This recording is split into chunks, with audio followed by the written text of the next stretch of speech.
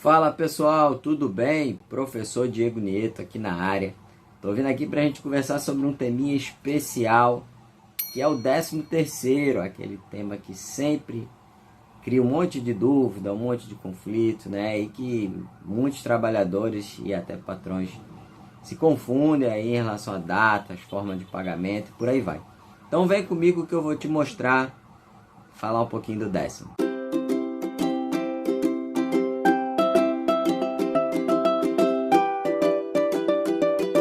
Primeira coisa é a gente entender que o 13º tem previsão constitucional, ou seja, o artigo 7, inciso 8 da Constituição, prevê para todos os trabalhadores, né, trabalhador urbano, rural, doméstico, o pagamento do 13º salário ou da gratificação natalina em relação ao ano em curso, sobre a remuneração desse trabalhador. Ele ainda usa a expressão lá até sobre a aposentadoria desse trabalhador. Primeira coisa que a gente tem que entender é que o 13º salário ele foi regulamentado a partir da década de 60, na época do governo João Goulart, né? Em 62 a gente tem a aprovação da lei do 13º, que é a lei 4090 de 62. Tá? Na época havia toda uma discussão, todo um debate em relação à introdução do 10º. Debate que até hoje muita gente ainda quer travar, ainda, enfim, busca discutir. Tem gente que fala, se tem 12 meses, por que tem 13 salários? Né? A gente sabe que a história do 10º, porque foi criado, né? E tudo que envolve o 13º. O 13º não é o modelo único do Brasil, né? Primeiro ponto. Vários países do mundo adotam a gratificação natalina, o abono de Natal, ou o 13º, que são sinônimos, né? Expressões sinônimas. Então, Portugal, Espanha, Itália, México, os países do mundo quase todo tem esse tipo de sistema, né, de gratificação do trabalhador. E isso se dá, inclusive, com alguns interesses, né, com algumas razões econômicas. Né? Há toda uma função comercial, né, todo um fluxo comercial de Natal que acaba estimulando, inclusive, a classe trabalhadora, o trabalhador, a consumir, né? Até pela tradição cristã, até pela tradição religiosa do Natal. Bom, então como é que se dá? A primeira lei criada no Brasil foi a Lei 4090 de 62, depois a gente vem com a Lei 4749 de 65, a Lei 4749 de 65, que também fez algumas alterações em relação ao pagamento. E na sequência a gente vem com a Lei 57155, né? O decreto, 57155 de 65, que detalha ainda mais as regras do 13º. Então, essas são os três ditames normativos que você precisa manejar para entender bem o 10º. A Lei 4090 de 62, a Lei 4749 de 65 e o Decreto 57155 de 65. Essas são as três leis que você vai manejar bem para poder dominar bem aí o 13º. Bom, vamos lá.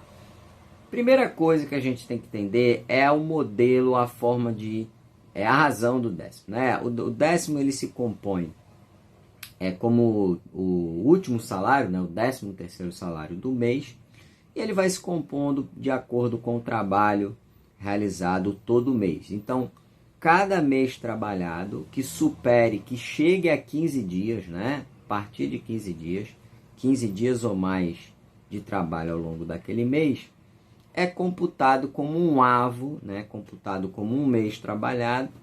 E se você fez 12 avos, ou seja, 12 meses trabalhados ao longo do ano, você tem direito ao 13º integral, né, completo, ou seja, uma nova remuneração, um novo salário, ao final do ano até 20 de dezembro. Né? Bom, acontece que a própria Lei 4749, o próprio decreto, trouxe para o trabalhador a possibilidade, né, o direito ao adiantamento do 10º, né, adiantamento de parcela do 10º, é a chamada primeira parcela do 13º, quando se paga metade do valor que o trabalhador teria direito a receber em relação ao 10º, tá? Bom, como é que a gente observa isso? Quando se paga essa primeira parcela do 10º? Essa primeira parcela do 10º vai de 1 de fevereiro a 30 de novembro, tá bom?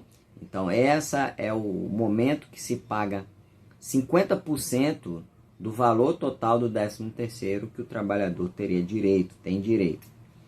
Um detalhe importante é que todo o cálculo do 10º é aferido, é verificado, como eu já falei, primeiro pela efetividade do tempo trabalhado, né? Então, se você trabalhou 5 meses, né, ao longo do ano, você vai ganhar 5/12 ao final, né? Se você trabalhou 6 meses, 6/12, considerando o mês, aquela fração de 15 dias ou mais, tá bom? Se você entrou numa empresa já no finalzinho, você vai ganhar mais. Se você entrou desde o início, você vai ganhar menos. Se você entrou desde o início, você vai ganhar mais. Obviamente, pela contagem do tempo do que você já trabalhou. Um detalhe importante é a gente entender também os trabalhadores que ganham comissões, por exemplo, vendas, trabalham com vendas, que têm remuneração variável. Os trabalhadores que têm remuneração variável, ele vai se calcular a partir de uma média, né? A partir de uma média, então, por exemplo, se você vai pagar o trabalhador que vai receber até 20 de dezembro, ele vai ter uma média até novembro, né? Até 1 de novembro, basicamente, e aí ele vai ganhar a partir daquela média estabelecida, tá? Se houver dele fechar o ano e ainda no mês de dezembro a gente não tem a possibilidade da média, né? Porque a gente só vai considerar até novembro. Se houver alguma diferença, o próprio decreto, né? O próprio decreto 57.155 coloca lá que o trabalhador vai ter direito à diferença, né? E até o mês subsequente, até 10 de janeiro, a empresa faz uma revisão, né, nessa última parcela do 10º, nessa diferença. Se tiver eventual diferença no pagamento, a empresa deposita a diferença sem nenhum problema. É importante a gente dizer alguns detalhes também em relação à obrigatoriedade desse pagamento do 10º. Tá? O 13º é um direito do trabalhador, previsto constitucionalmente, previsto nas legislações que a gente falou aqui, e a empresa não pode atrasar ou simplesmente não pagar o 10º. Né?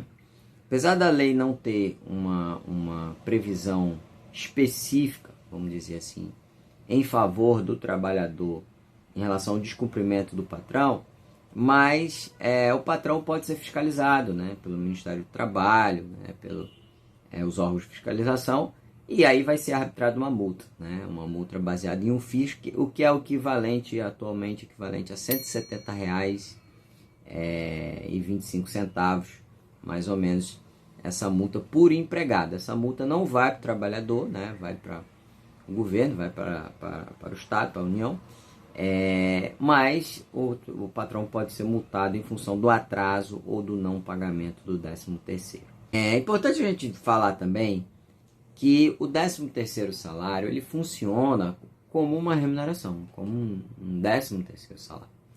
Então, todas as verbas, né, horas extras habituais, né, os adicionais, os sobressalários, os salários condições, né, que a gente já tem vídeo aqui no canal falando sobre isso, o que é salário condição, né, insalubridade, periculosidade, adicional noturno. Né? Então, todos os salários condições, eles vão sim repercutir no cômputo do 13º salário, assim como a remuneração variável em relação a comissões e por aí vai, que eu falei agora há pouco. Então, se você realiza hora extra habitual, se você tem adicional de salubridade, periculosidade, se você recebe gorjeta, né, tudo isso será impactado no cômputo do 13º salário. Então, você não pode, o contador da empresa, a empresa não pode esquecer da inclusão dessas verbas, tá bom? Uma maneira de você gravar, eu gravo, né, algumas coisas assim com algumas dinâmicas, né, com uns macetinhos. O AIGA, né, o AIGA me ajuda a gravar quais são as súmulas, né, que nós temos já reafirmando isso que eu disse. Né? O que é o AIGA com H? Né? H-A-I-G. Hora extra, né? A súmula 45 do TST confirma que as horas extras realizadas, né, de forma habituais, elas incorporam no cômputo do 13º salário. O adicional de noturno, né? O adicional noturno, que vai tá na súmula 60 do TST, ok? A insalubridade, que está na súmula 139 do TST, e também a gorjeta, que está na súmula 354 do TST. Então, essas 4 verbinhas específicas, nós temos inclusive súmulas específicas, 45, 60, 139 e 354. Temos súmulas específicas que vão regular, dizendo a incorporação sobre o 13º salário. O 13º é um direito que vai sendo conquistado, né? Que o trabalhador vai adquirindo ao longo do tempo trabalhado. Né? Então, se o trabalhador teve uma suspensão de contrato, como eu já falei, ou ele teve algum episódio que ele se ausentou muito tempo, né? Isso vai impactar no cômputo do 13º salário, seja na quantidade de parcelas, né? Seja no valor, inclusive as ausências injustificadas impactarão no cômputo do 10º, porque se você se ausentou, você vai receber, vai ser descontado, né? E se seu salário for descontado, isso provavelmente pode impactar também no cálculo do 13º. E é importante a gente dizer ainda, por fim, que em relação às rescisões, né? Quando se tem rescisão de contrato, né? Eventualmente a gente tem algumas rescisões de contrato, seja por pedido de demissão, né? Ou seja até mesmo por demissão especificamente, né? Tem esse pagamento de 13º, né? Em relação ao pedido de demissão, a gente tem uma súmula 157 do TST, que reafirma isso que eu disse, que o pedido de demissão não elimina o pagamento do 13º pelo empregador. E a gente tem a retirada do pagamento do 13º em caso de falta grave. Em caso de falta grave, não temos previsão de pagamento de 13º, evidentemente, para o trabalhador. Falta grave, o trabalhador perde praticamente tudo, né? Ele basicamente só mantém direito aos dias trabalhados, saldo salário, e eventualmente as férias adquiridas, né? O FGTS ele não perde exatamente, mas ele não saca, ele não levanta, e obviamente não tem direito à multa também do FGTS. E perde o 13º, tá? Isso daí também é um ponto importante. E no caso de um detalhe importante para a gente fechar e você que ficou até aqui, até o final desse vídeo, vai ganhar esse bônus aí, né? É que em caso de culpa recíproca, né? E o que é culpa recíproca? Quando há falta grave de empregado e de empregador simultaneamente. Ou seja, hipótese do artigo 482 e 483 da CLT, duas faltas graves, né? De duas ou mais, né? Falta grave dos dois, né? Do patrão e empregado. E aí no 484 da CLT aparece a chamada culpa recíproca. Na culpa recíproca, o 13º fica pela metade. Isso está na súmula 14 do TST. Tá bom, gente? Então aqui eu quis trazer aqui para vocês algumas informações sobre o 13º, reafirmando que o 13º é um direito do trabalhador com previsão constitucional, que não pode ser suprimido, né, pelo sistema normativo atual, e que o trabalhador tem direito, né, a receber o seu 13º ou de maneira integral, né, até a primeira parcela, né, até 30 de novembro, ou de maneira dividida até a primeira parcela até 30 de novembro, de 1 de fevereiro a 30 de novembro, e a segunda parcela até 20 de dezembro, e caso isso não seja respeitado, haverá o arbitramento de multa.